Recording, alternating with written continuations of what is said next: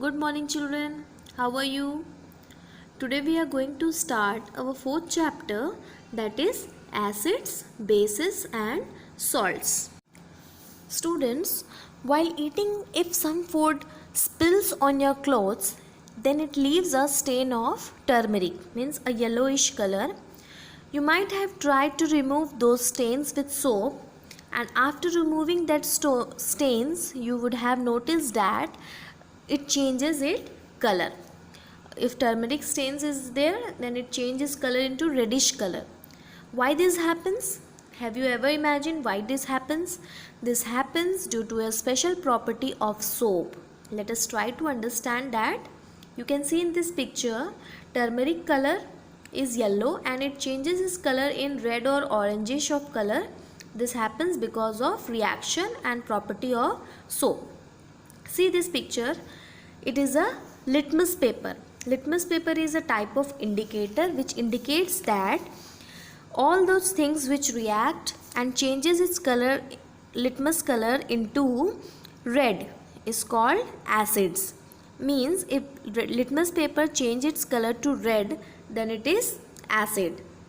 Okay, and if litmus paper changes color into blue, then it is bases. So students, those substance in which blue litmus paper turns red, then that substance is acid, and bases are those in which red litmus paper becomes blue. Also, there are some substances that do not cause any change in its color in either of the litmus paper, whether it is blue or red. Those are called neutral substance. Students, apart from litmus paper, there are several other indicators such as methyl orange. This picture you can see methyl orange gives red color with acids and yellow color with bases. Another type of indicator is phenolphthalein. Phenolphthalein remains colorless in acidic solution while it turns pinkish color in basic solution.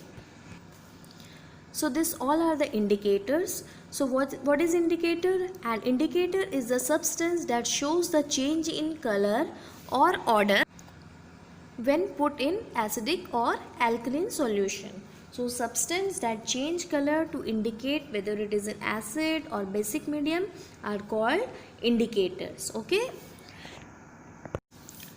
Nextly, we are going to learn about an acids. The word acids is derived from Latin word acidus, which means sour.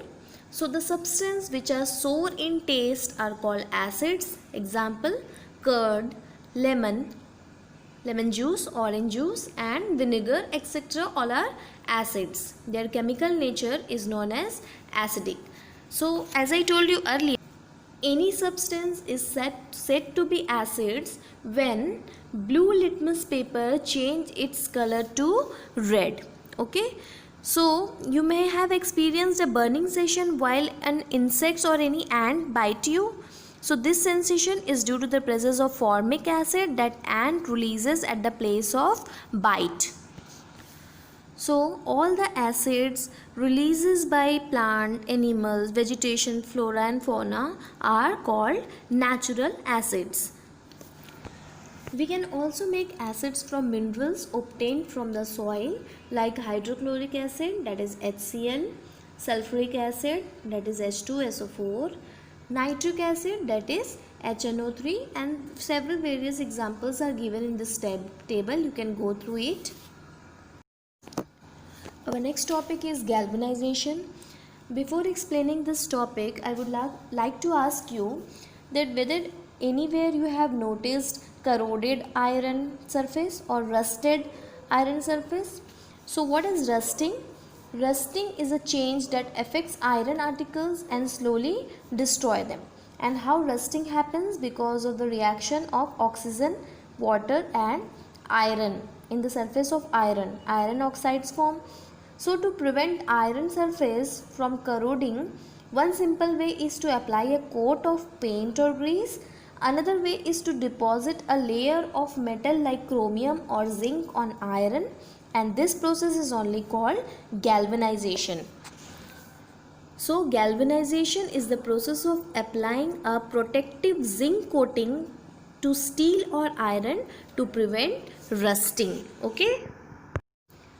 Our next topic is uses of acids. The first one is sulfuric acid use. It is used in making fertilizers like ammonium sulfate and sulfur phosphate, and is used in car batteries as battery acids and in fire extinguishers. Second one is hydrochloric acid, is used in the purification of salt to clean ceramic utensils and tiles. Third one is nitric acid, and it is used in making fertilizers like ammonium nitrate and in cleansing silver and gold ornaments. Nextly, we are going to learn about fire extinguisher. See, in this picture you can see it is fire extinguisher, and it comprises of a metal cylinder filled with some sodium bicarbonate. A glass bottle filled with dilute sulfuric acid is kept inside the cylinder. Bottle has a knob going inside it, and in case of fire the knob is hit on a hard surface.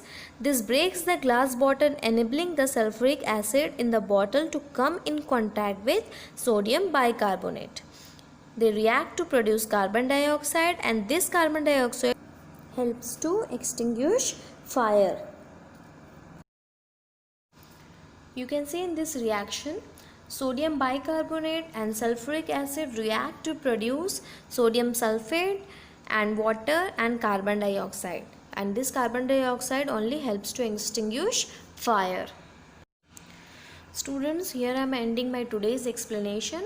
Next class we are going to learn about alkalis and salts. Till that time, thank you.